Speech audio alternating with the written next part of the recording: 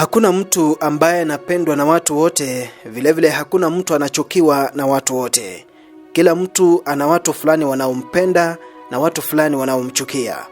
Siku hizi ukitaka kujua mtu alipendwa na watu wangapi, subiri wakati wa mazishi yake. Yaani mtu akifa watu hujitokeza kuomboleza, wapo wale wa kufuatilia, wapo wale wa kutaka kujua boma linavyokaa, wapo wale wa kupata chakula na kadhalika. Mara nyingi wanaozungumza katika mazishi utasikia wakisifia uhusiano wao wa karibu na marehemu. Watasema marehemu alikuwa ndugu yao, alikuwa rafiki yao, alikuwa mwenzao au walisoma pamoja naye. Kuna wale watasema ati walizungumza na marehemu dakika za mwisho kabla ya kuaga. Mara eti aliwapa maagizo fulani fulani. Haya tumeyashuhudia wakati tumempoteza Raila Odinga. Wengi wa viongozi waliokuwa karibu naye kisiasa wanatetea sana kile baba aliwaambia kabla ya kufa kwake. Tumeona wanasiasa hawa katika ODM wakitumia hii kama kigezo cha kuzingatia ili kwamba uweze kuaminika. Wa mwisho kudai haya ni Okech Salah, ambaye mwenyewe alisema alikuwa na baba siku zake za mwisho kabla ya kuaga dunia.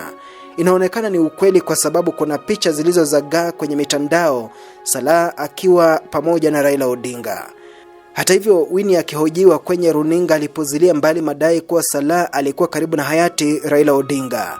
Kulingana na Winnie, Salah ni mgonjwa anayehitajika kupelekwa katika hospitali ya wagonjwa Tahira Mathare au azuiliwe katika afisi za DCI.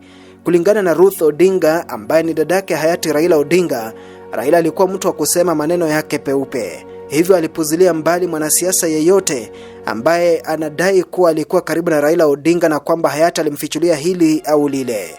Sauti ya Kipenga inakukumbusha kuwa kuna mengi ya kusemwa kukuhusu, ila wanasubiri hadi ufe ndipo waseme hayo mengi.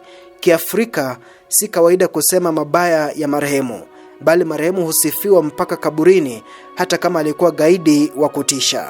Hapa ni vema kusema kuwa kama baba au mama ni bora kuweka siri katika familia yako ya karibu. Usiache wageni kuonekana kujua mengi kukuhusu. Hiyo itakuwa fursa kwao kutoa madai ya kuchanganya familia yako.